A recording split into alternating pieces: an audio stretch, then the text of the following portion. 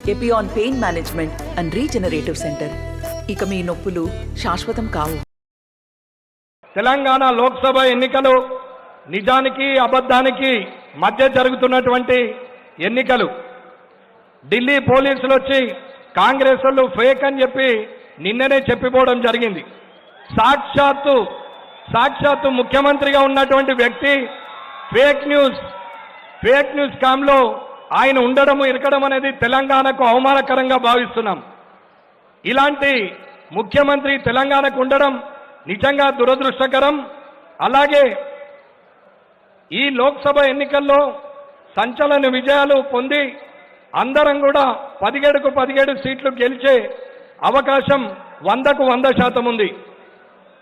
ఈరోజు భారతీయ జనతా పార్టీ కార్యకర్తలు అనుకుంటే ఎట్టి పరిస్థితుల్లో కూడా కానిదంటూ, సాధ్యం కానిదంటూ, లేనిదంటూ ఏది లేదు అనేది అందరూ గుర్తించాల్సిన అవసరం ఉంది. ఇవాళ హరీష్ రావు గారు చెప్తున్నారు, ఇవాళ ఏదైతే కేసు అయిందో దాని మీద చర్య తీసుకోకుంటే ఇవాళ బీజేపీ కాంగ్రెస్ ఒకటని మాట్లాడుతున్న హరీష్ రావు గారు, మీరు వెళ్ళి ఢిల్లీలో ఒక దళిత ఉద్యోగి మీద చేయి చేసుకుంటే అప్పుడు మీ మీద కేసు అయిందా అనేది ఒకసారి ఆలోచించుకోవాలా. నోటికొచ్చినట్టు మాట్లాడే బదులు, అధికారం పోయిందని చెప్పి అవాకులు చవాకులు పేలే బదులు 6 అడుగులు ఉండంగానే కాదు, కనీసం సంస్కారం ఉండి ఏం మాట్లాడుతున్నాం, ఎవరి గురించి మాట్లాడుతున్నాం అనేది కూడా తెలుసుకోవాల్సిన అవసరం ఉంది. హరీష్ రావు గారు, ఒకవేళ మీతోని కాకుంటే రాజకీయాలు మానేసి ఇంట్లో కూర్చోండి, కాని పనుల గురించి మాట్లాడాల్సిన అవసరం లేదని చెప్తున్నాం. అలాగే మొన్న అమిత్ షా గారు రిజర్వేషన్ల గురించి మాట్లాడారు. మన రాజ్యాంగం మతపరమైన రిజర్వేషన్లకు వ్యతిరేకం. అలాంటి మతపరమైన రిజర్వేషన్లు చేసిండ్రు కాబట్టి మతపరమైన రిజర్వేషన్లు తీసేసి ఎస్సీ, ఎస్టీ, బీసీలకు అది అందుబాటులోకి తెస్తామని సాక్షాత్తు దేశం అమిత్ షా గారు మంత్రి గారు చెప్పడం జరిగింది. అలాగే హోంమంత్రి గారు చెప్పిన దాన్ని వక్రీకరించి ఇవాళ సాక్షాత్తు ముఖ్యమంత్రి గారు ఇది ఎస్సీ, ఎస్టీ, బీసీల రిజర్వేషన్లు తీసేస్తారని చెప్పి ఫేక్ న్యూస్ క్రియేట్ చేసిరు. ఆ కేసులో కూడా ముఖ్యమంత్రి గారు ఇరుక్కున్నారు. ఇది ప్రజలందరూ గుర్తించాలా. ఇవాళ హైదరాబాద్లో జిహెచ్ఎంసీలో బీసీలకు రిజర్వేషన్ కింద 50 కార్పొరేషన్లు ఉంటే అక్కడ ఆ కార్పొరేషన్లలో 50 కార్పొరేటర్లలో 40 మంది మైనారిటీలు వచ్చి కూర్చున్నారు తప్ప బీసీలకు ఒరిగింది ఏమీ లేదనేది ఒకసారి గ్రహించాలా.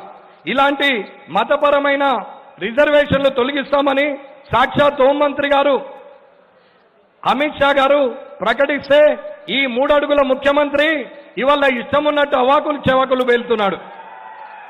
గత ముఖ్యమంత్రి చటాకు మాంసం లేని గత ముఖ్యమంత్రి, గాలేస్తే కొట్టుకపోయే ముఖ్యమంత్రి గతంలో అవాకులు చెవాకులు పేల్తే ఏమైందో ఒక్కసారి గ్రహించి ఇవాళ ఉన్నటువంటి ముఖ్యమంత్రి ఏం మాట్లాడాలా, ఏం మాట్లాడొద్దు అనేది ఆలోచించాల్సిన అవసరం ఉంది. అలాగే 4 నెలల కిందట ఎలక్షన్లు జరిగి తప్పుడు వాగ్దానాలు చేసి 6 గ్యారంటీలు ఇచ్చి ప్రభుత్వాన్ని ఏర్పరచుకున్నటువంటి ముఖ్యమంత్రి గారు 6 గ్యారంటీలు ఇచ్చే పరిస్థితిలో లేరు కదా. కనీసం వాటి గురించి మళ్ళీ పోయి మాట్లాడితే 6 గ్యారంటీల సంగతి ఏందని జనం అడుగుతున్నటువంటి సందర్భం. ఇవల్ల గౌరవ ప్రధానమంత్రి నరేంద్ర మోడీ గారు ఏది చెప్తే అది చేస్తారని చెప్పి అందరూ కూడా చూస్తున్నారు. మనమే కాదు, దేశమే కాదు, ప్రపంచం మొత్తం నరేంద్ర మోడీ గారి వైపు చూస్తుంటే ఇవాళ ఇక్కడ ఉన్నటువంటి 3 అడుగుల ముఖ్యమంత్రి నోటికొచ్చినట్టు మాట్లాడుతున్న సందర్భాన్ని ఈ తెలంగాణ ప్రజలందరూ గ్రహించాలా. ఒక్కసారి అబద్ధపు ప్రచారాల ద్వారా, అబద్ధపు కమిట్మెంట్ల ద్వారా ఇవాళ అధికారంలోకి ఎక్కి మాట్లాడినటువంటి వాళ్ళు ఇవాళ మళ్ళీ ఢిల్లీలో మేమే వస్తాం, కాంగ్రెసే గెలుస్తుందంటారు. వచ్చేది లేదు, సచ్చేది లేదు. కాంగ్రెస్ ఉన్నది ఈడొక్కటే, ఆ పక్కనున్న కర్ణాటకలో మాత్రం తప్ప ఇక్కడ కూడా దేశంలో కాంగ్రెస్ లేదు. అది గ్రహించాల్సిన అవసరం ఉన్నది.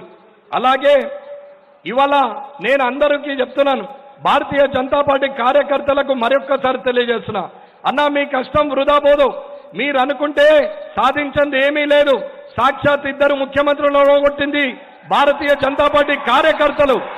ఇవాళ ఉన్న ముఖ్యమంత్రి అయినా, నిన్న ఉన్న ముఖ్యమంత్రి అయినా ఓడగొట్టింది మాత్రం భారతీయ జనతా పార్టీ కార్యకర్తలు మీ అందరికీ ఉదయం లేచి మొక్కి కాళ్ళు మొక్కి బయటకు వెళ్ళినా తక్కువే. అంతటి విజయాన్ని సాధించిన మీరు ఇవాళ అనుకుంటే మాధవీలత గారితో సహా అసదుద్దీన్ కూడా అక్కడి నుంచి పంపించేయచ్చు, మాధవీలత గారిని కూడా గెలిపించవచ్చు, 17కు 17 గెలవచ్చు. కాబట్టి అందరూ కూడా ఖచ్చితమైన కష్టపడి ఈ 13 రోజులు ఎట్టి పరిస్థితుల్లో ఇంటింటికి తిరిగి మోడీ గారి పేరు చెప్పి ఖచ్చితంగా బీపీ పాటిల్ గారిని జైరాబాద్ నుంచి, అలాగే రఘునందన్ రావు అన్నని, అలాగే మెదక్ నుంచి గెలిపించాలని కోరుకుంటూ ఈ అవకాశం ఇచ్చిన మీ అందరికి కూడా ధన్యవాదాలు తెలియజేస్తూ ముగిస్తున్నాను. జై హింద్, జై భారత్, జై మోడీ.